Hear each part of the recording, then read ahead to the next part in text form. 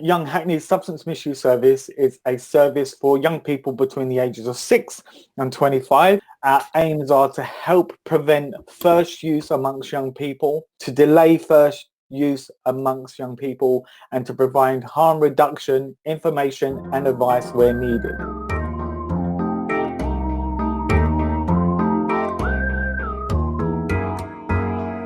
Okay, I got one. I used to work in a shoe recycling shop. It was soul destroying. Okay, good. Can I tell a joke? It's somewhat of a little riddle. No. There we go, Paul. Brace yourself. Okay. 1-1 was a racehorse. 2-2 was 1-2. 1-1 won a race one day. 2-2 won 1-2.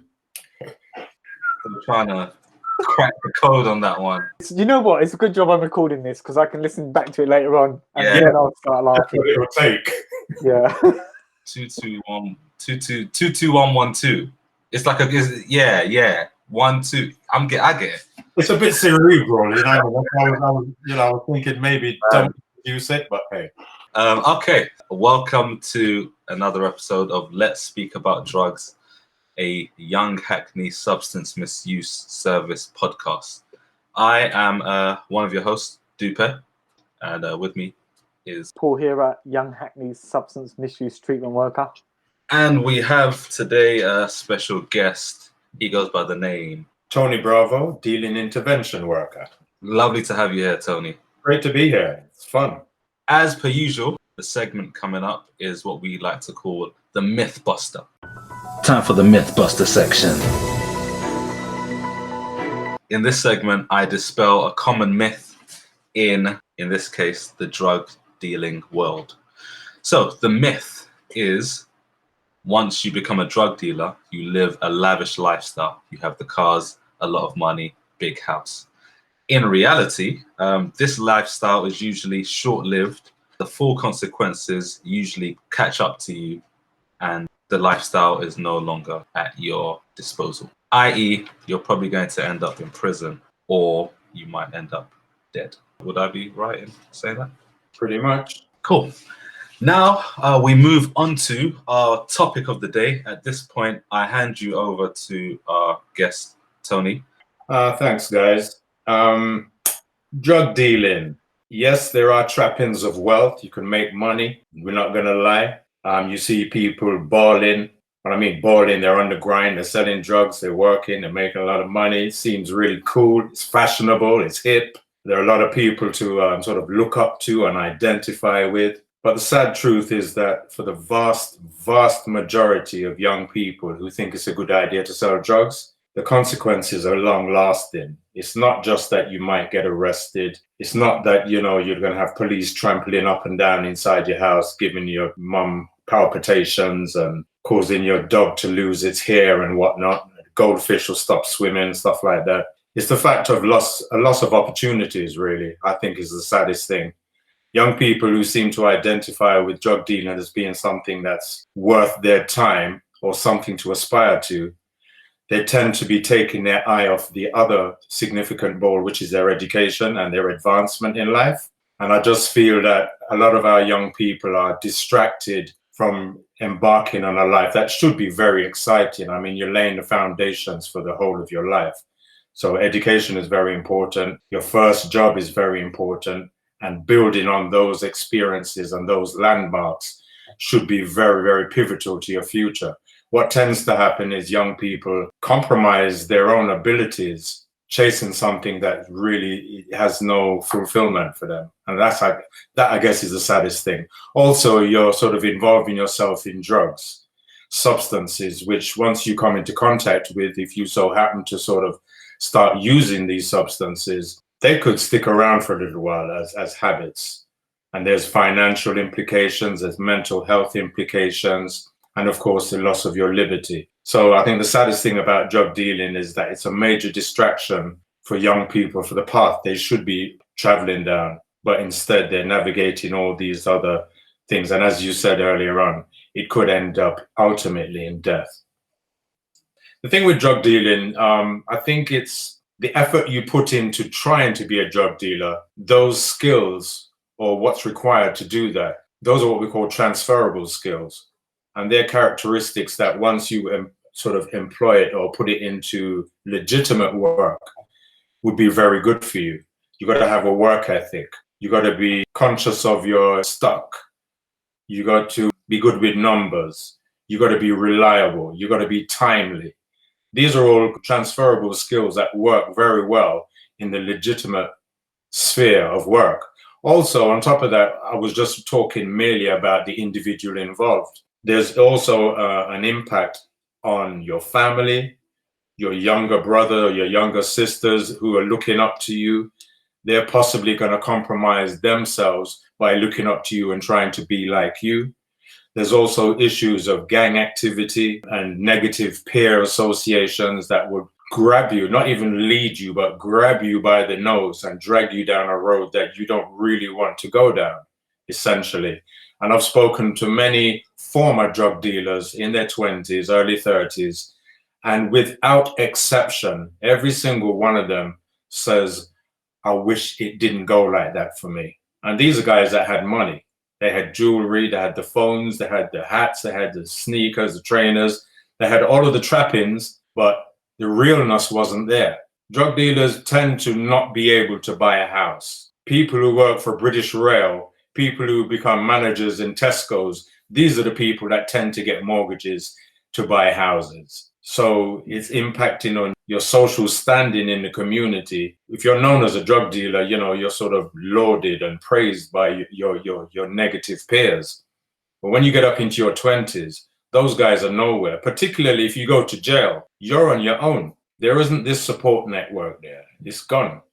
So I just think that the impact of selling drugs on the community, the individual, the family, it's a complete waste. And to me, I would use the word destructive.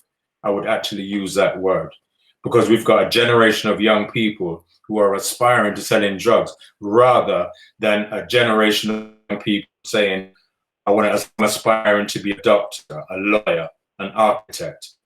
Those are real, meaningful, aspirational targets. Young people who aspire to be drug dealers regard education as, and I quote, a myth. So would you be seeing some of these young people that you've alluded to, like, not accessing like mainstream services or not going to school, or are these some of these people that have been sold the dream of selling a bit of weed or selling a bit of white powder or something that in order to make them some money? Would you see these people as people dropping out of the normal systems or something like that? Definitely. These are young people who would not, for example, I'll give you an example. These are young people who would regard any sort of interfering or messing around with their private parts in any degree, they would regard it as a complete no-no, a complete taboo. But we have young people summarily and quite regularly depositing substances in parts of their body that maybe it's too early to discuss the exact geography, but they're secreting drugs in orifices in their body. But it's quite amazing how fast the young person will sort of almost sell their soul to the devil in order to chase this dream. It's a bit like you wouldn't necessarily go and stab somebody, but you buy into this notion of us and them. So it becomes almost second nature. It almost becomes expected of you. And the last time I went to a Young Offenders Institute, it was full. No vacancies. It was full to the brim. The most heartbreaking thing of all, though, fellas, is when a young person, 15, 16, and you're trying to let them see a vision of the future, and you're saying to them, well, when you turn 18, you'll be on that ladder to you reach adulthood and you'll be able to do, and they'll interrupt me and say a couple of times, I'd be lucky to make it to 18. And this is the thinking of some young people. It's very fatalistic. Like, this life is what's been given to me and there's no other option. And it's literally heartbreaking. I'm a father myself. And you could point to a lot of things that would, as attributing to that way of thinking. I've heard it said that a father does not teach his son how to be a man. The son learns to be a man from his peers. So if his peers have negative ambitions and negative aspirations, that's what will really influence this young person. Now, that's not to say all young people in the hood, quote unquote, are going to be drawn that way. And I think we don't place enough emphasis on the outstanding success stories that we do have, where young people have managed to extricate themselves from gang life, have managed to not go down the path of selling drugs. Yeah. And to be fair to you, the pull is quite strong, that if you get them young enough and they sort of come to one of us as drug workers, it's enough to sort of realign them back on the path to which, you know, the more positive expectations are there for these young people. And I think with young people, especially inner city young people, the expectation is very negative. I think the demographic expectation, racial expectations is that if you're a member of a particular group, the expectation for you is very low. Whereas for other groups, the expectation is very high. And I think young people buy into that straight away. A relationship with the police might be negative. And it also sort of follows that your relationship with law and order is also negative. So you don't think twice about breaking the law and going down that path as well. So the causes of young people's involvement in drugs, it's many, it's complicated, it's complex. Meanwhile, we have a relatively wealthy demographic who are providing the demand for substances. And I think we have too much conversation on young people being the perpetrators of crime and not focusing on the people who are actually using these substances and creating the demand that these young people feel that there's a necessity or even something that's beneficial for them in selling drugs. So you're saying if we cut the demand, the supply will be less? I think that follows, because I think especially with the explosion of county lines activities, we've got pockets of drugs activities springing up wherever there isn't if there's a pocket where there isn't drugs activity, that's almost like virgin territory for county lines gangs to sort of exploit. So you're left thinking, well, if they're ever increasing the landscape in terms of carving out territory, then there's sure is a lot of people out there who's using Class A drugs. Let's make the distinction as well between the drugs that are being sold, or the demand is Class A drugs, primarily cocaine and heroin, crack, and those, you know, the opiates. Big demand for those. And young people have already deduced that it's far more lucrative to sell brown and white, heroin and cocaine, than there is for weed. And as an adage, a young person said to me one time, many years ago, I'll never forget it, he said, we smoke the green, but we sell the brown and white. Lean now, codeine mixed with fruit juice, because it's popular and it's topical and it's contemporary in terms of the hip hop industry, young people are quite familiar with it. They might not have tried it, but you can bet it's on their list of to-dos. Yeah, thanks, Tony. That was very insightful, and I'm sure the young people listening have learned a thing or two. So this is the point where we move on to our question and answer section. So I'd like to introduce our young person for this week, and she goes by the name Liana. Hello. Hey, how you doing? Hi. Cool. Right. No, good. Well, this is the part where you get to ask questions. So ask away. Would offences for like dealing be wiped when you're 18? That's a good question. The way to look at under 18 offending is that if the offence isn't too serious, it's almost like if you compare something that was written in pencil and something that's written in ink. A lot of offences that young people commit under the age of 18, as long as they're not too serious and you don't go to jail, they tend to sort of fade away somewhat. But if you're incarcerated or go to jail, it will have some impact, because you will have to notify. Some colleges want to know if you've been sent to jail, and your first employers, they'll want to know what kind of young person they have in their midst. Did I answer your question? Okay, that's good. Like, what's the difference between you getting done for possession and you getting done for dealing? Like, how much would you have to have on you in terms of weed? The maximum sentence for drug offences in this country is, can you guess? For what drug dealers? It's a life sentence. Are you doing your own sound effects as well? Yeah, I don't need to add any sound effects to this. So I was wondering what was going on, but yeah. So what are the sentences? So the maximum sentence for drugs, maximum sentence for drug offences in this country is life. That's for having a significant amount of Class A drugs. For example, 3 men were caught in a boat in Southampton some time ago. They had 30 million pounds worth of cocaine on the boat. 1 man got 27 years, 1 man got 23 years, 1 man got 22 years. Now, obviously, if the police find you and catch you selling or buying a bag of weed for someone and giving it to someone else, which is technically supplying, I don't think you're going to be facing a life sentence. But basically, it's going to be maximum sentence for possession of a Class A drug is 14 years for Class A drugs, right? Class B drugs, it slides down the scale a little bit. But it all depends on what the drug is, how much of the drug you have, and your previous history. So if you've got about 4, 5, 6, 7, 8, 9, 10 drug offenses beforehand, then the judge will have no mercy on you and he will put you away. Typically, it's rare that you're going to get the maximum sentence. If you own up and say it's mine, yes, I don't want to go to court and all this kind of stuff. If you're, shall we say, helpful to the police, the sentence is reduced more and more. Is it more likely to get clocked dealing through, if you used to do it like through Snapchat, is it more likely to get clocked like that or in the act if you're just out in the street doing it? It's a complicated question, isn't it? Like? No, it's a valid question. Yeah. Are you more likely to be clocked by the feds, you're saying, by the police, if you're out on street just like out selling in the drugs? street doing it. Or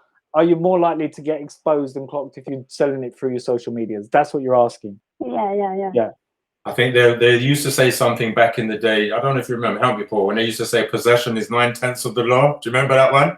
Yes. I mean, if a policeman stops you and he manages to go through your phone and he can see drug dealing activity, all that's going to do is give him a notion that there's something here worthy of further investigation. So he might detain you on those grounds that he suspects that you're selling drugs. And then where do he want to do? He'll want to search you. If he finds nothing there and he's still sort of interested in you, he might have the right to go to your house to see what's in your house to substantiate his suspicion that you're selling drugs. If he sees you out on the road doing a drug deal, it's an easier case to make. All right, cool. Thanks for those questions, Liana. Now, can everyone see what I've got in my hand over here? Ooh. It's the advice box. In this segment, we share advice, resources, and tools that might help our listeners at home.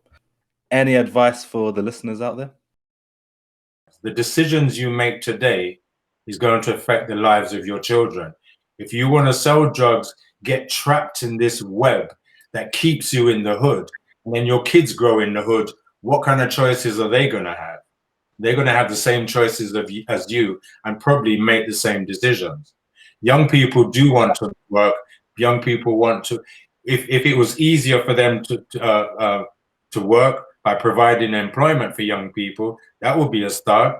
It would be a start to provide role models for young people that they could aspire to people in their community rather than the boys rolling past in rentals with the big Rolexes and the big hats. 3 months later, they're in jail. I think the tool you were referring to, Paul, was the Is It Worth It tool, where we talk about a young person who sold drugs for a couple of months, made about $5,000, and then he went through the system of going to courts, ID parades, police stations. He went to jail. He came out on license, had to go probation, and all that time. And for that year, we took that £5,000 and we averaged it out over the year to work out that he'd only made per day something like £13 per day. Whereas working in a retail, working in a garage, tends to pay you more money per day, tends to provide more security. You're not going to have gangbangers running up on you. You're not going to have drug users trying to rob you, rival drug dealers trying to rob you. So in the long run, it's about trying to make young people see the greater picture, or, you know, in the long run, it's better to do the legitimate work rather than the illegal work, because the illegal work is just too much hard work. I don't know about you guys, but I don't like jail.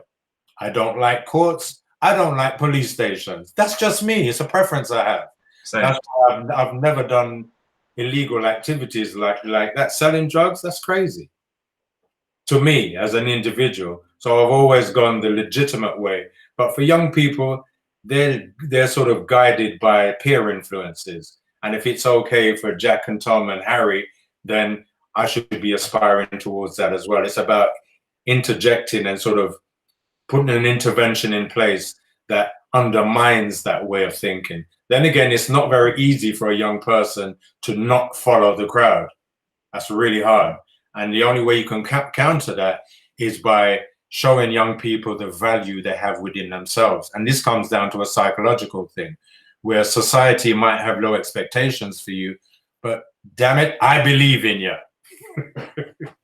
And now we're going to close the advice box. Aww. This brings us on to the next segment, which is the requests. The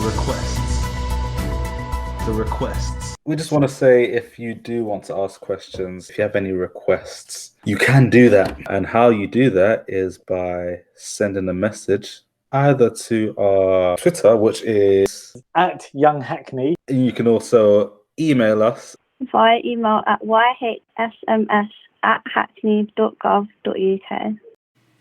You can text us on our text number, which is 07814 183 052. and you can call us on our duty line 0208 356 7377 from 9 a.m. to 9 p.m. Monday to Friday. All right, guys. It's unfortunate, but this is the part of the show that I hate the most. Oh, why? It's because this is the end of today's episode. It's goodbye from me, Dupe. So goodbye from me, Paul. Bye from Leona. And it's a very pleasurable goodbye from me. No, seriously, it was great fun, guys. Thanks for having me. No, it was a pleasure. Thanks for coming on. And yeah, we'll see you on another episode of Let's Speak About Drugs.